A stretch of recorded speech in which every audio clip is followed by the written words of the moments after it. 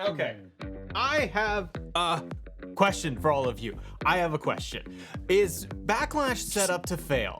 And I generally am very positive, very optimistic. I think that there are or had the potential to have some good matches or outcomes to end on Backlash. But as the card is coming together, I can't help but feel that it's very meh. Like, I'm not trying to be that guy. I think that we could see some fun stuff, but we got some announcements on Monday Night Raw, 4 matches for Backlash, and you know what? With the Triple H era and the Polevec era, it's all about 5 matches on the card and sledgehammers. I get that they have a tighter show over 3 hours, so you can have bigger matches, and I mean length, like generally the length of the matches could be a little bit longer, but this is one of those shows where I'm like, you kind of needed to hit it really heavy and really hard. That's what she said. And I don't feel like they can really pull it off this month. Now, where I will be an apologist is it's got to be hard. It's got to be hard to come off of WrestleMania, not necessarily the Night 2 main event,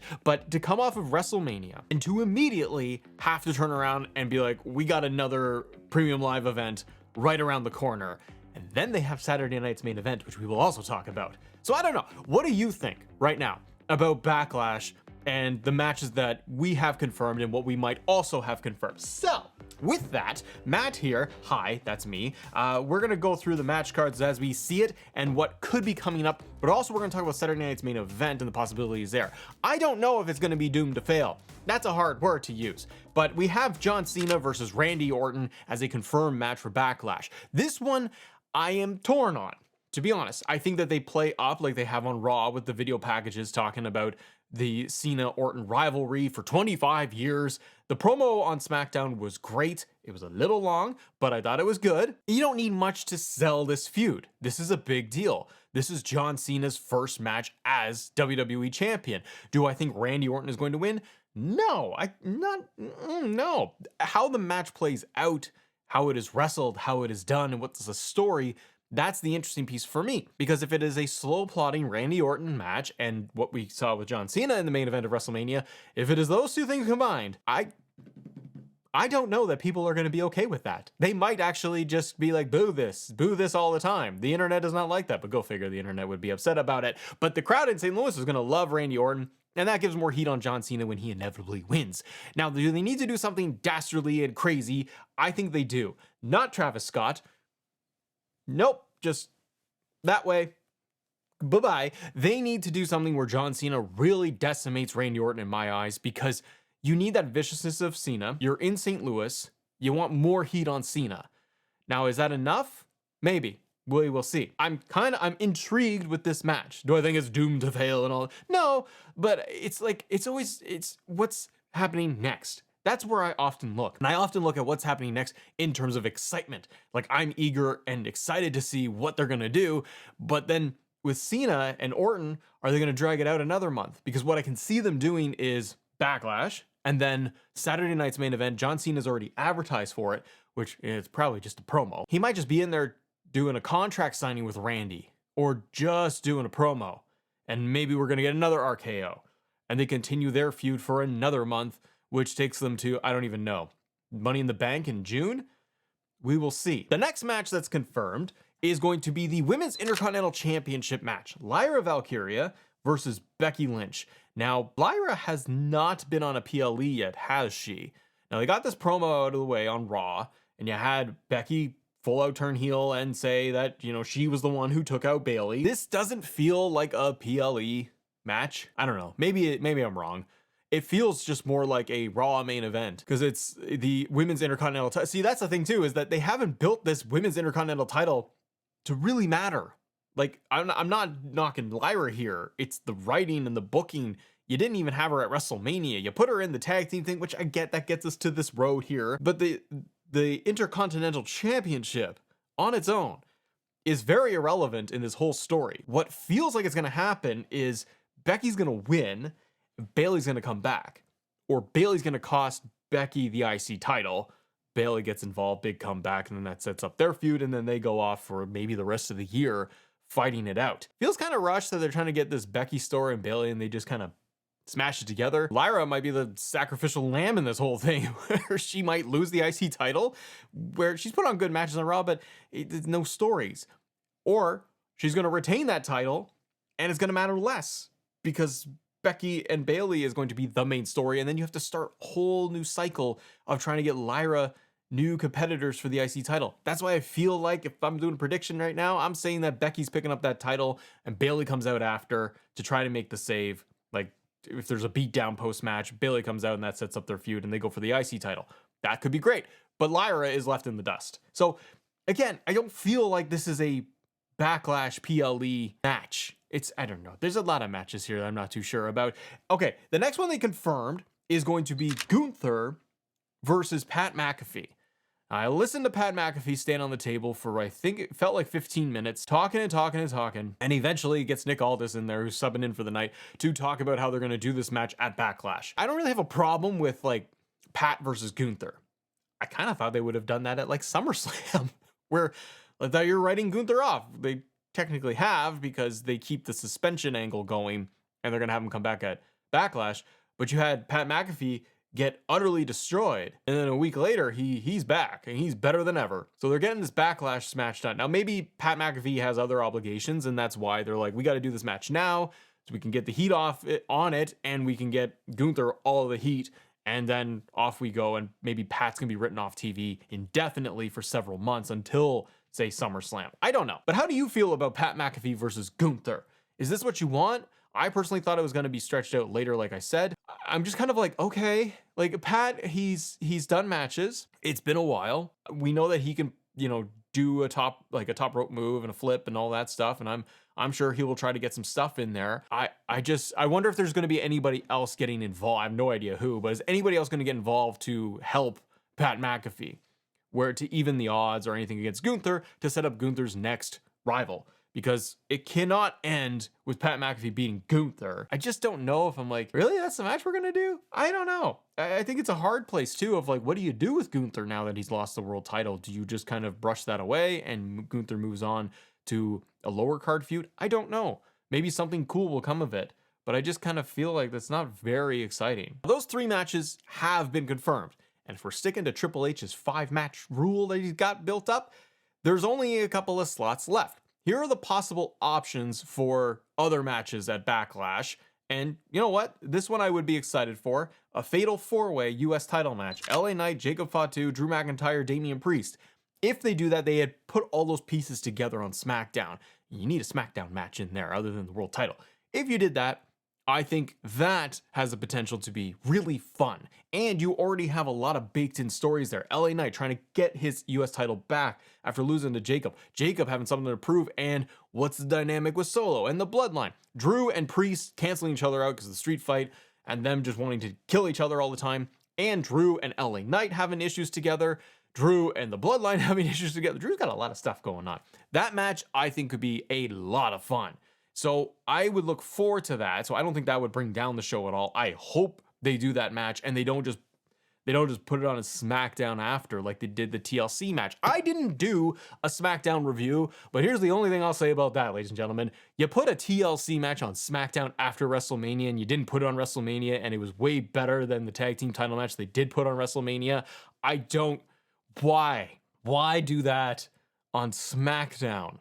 That match, that TLC match was awesome. That should have been on the WrestleMania card. It got me all hot and bothered about all this stuff. It's okay. It's just wrestling. Let's just have some fun. Now, the other matches that we could see is, and they set this up on Raw, Jay versus Logan Paul for the world title. Do you think that this would make it to Backlash? I kind of feel it would, because you got Logan Paul for not every week. And do you really want to stretch this out to what I'm thinking main event? Because Saturday night's main event is May 24th.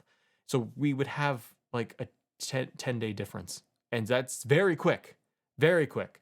So do you build Jay and Logan Paul for several weeks? Do you put it into Backlash and you bookend Backlash? You have the new world champion in Jey Uso. The main event match would be Cena versus Orton. So you get the big titles that are going to be on Backlash. Probably. I don't see them if they put this at Saturday night's main event, I feel like that's a letdown.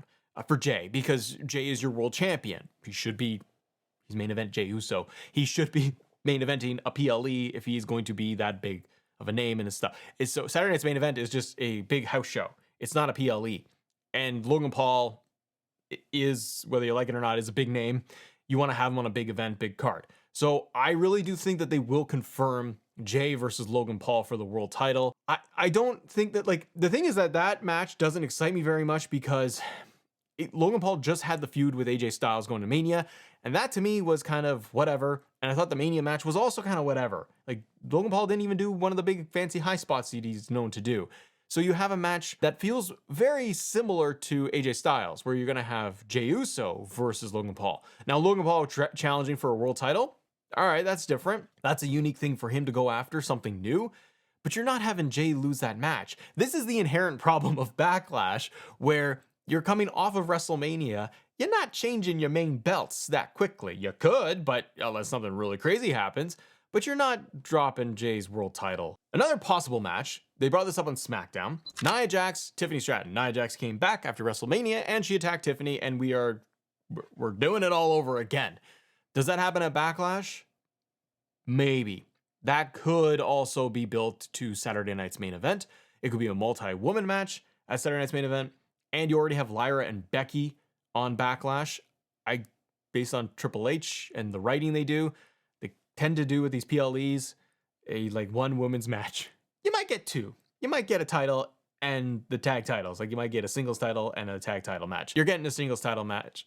I don't think they're going to do a tag. I don't think they would do the WWE Women's Championship. Maybe they will, but I don't know how excited I am. Again, whether this is at Backlash for Nia and Tiffany, or they do it at like SmackDown or Saturday Night's Main Event, we've done it. Done it a lot. What's the new wrinkle? Yes, we will, come here. We'll wait and see.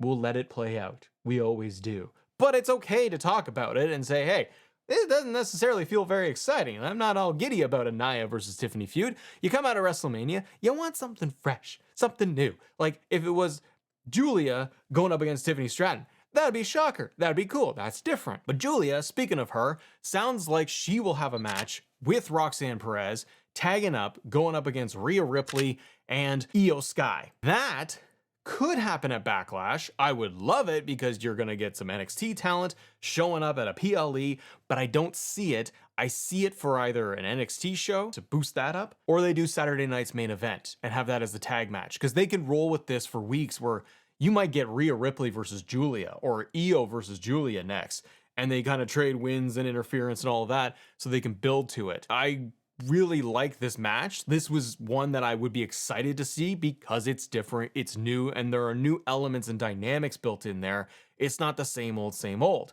You do have Io kind of taking a break from individual challengers. I just wonder what this means for the NXT talent. Stephanie Vaquera was on Raw as well in singles action. Julia showed up. Roxanne Perez is still technically NXT despite being on Raw, and I felt like she was called up to Raw. But anyways, you have three of the biggest names of NXT in the women's division being on Raw and prominently featured. So they're crossing over, and I'm cool with the crossover stuff. But do you think that that would show up for Backlash, or do you think that's a Saturday Night's Main Event or a Raw main event match? Not too sure, but I can see that right now. If I had the pencil, I'm saying that that's going to be a tag team match at Saturday Night's Main Event. Crack my arm. That hurt a lot. And the last one they could do, and maybe they should do for Backlash to round out the card, would be Sami Zayn versus Seth Rollins. So we got Sami versus Braun on Raw, and we had the big beatdown. You had the stomp. This could take Sami out for an extra week. The thing is, Sami has been gone, didn't have WrestleMania. He came back and he's done just like, the moments with Jay. And now he's getting into the story of Seth and Paul and Braun. I think that's a great spot for Sami Zayn. And I like the story that they're building for this, where Sami has had to choose of like, hey, go to SmackDown and go fight, for Cena's title, and don't get involved in all of this. I do really like that. And they're personalizing it with Seth and Sami. Now they've taken him out, clearly defined the lines. So Sami needs to try to get his revenge on Seth Rollins. I feel like they could add this to Backlash to really start establishing the Seth Braun Heyman dynamic as this big force. The other rumored match was obviously a tag team match of Braun and Seth versus Punk and Roman, and I totally would have said that last week, but I don't feel like they're going to do that just yet.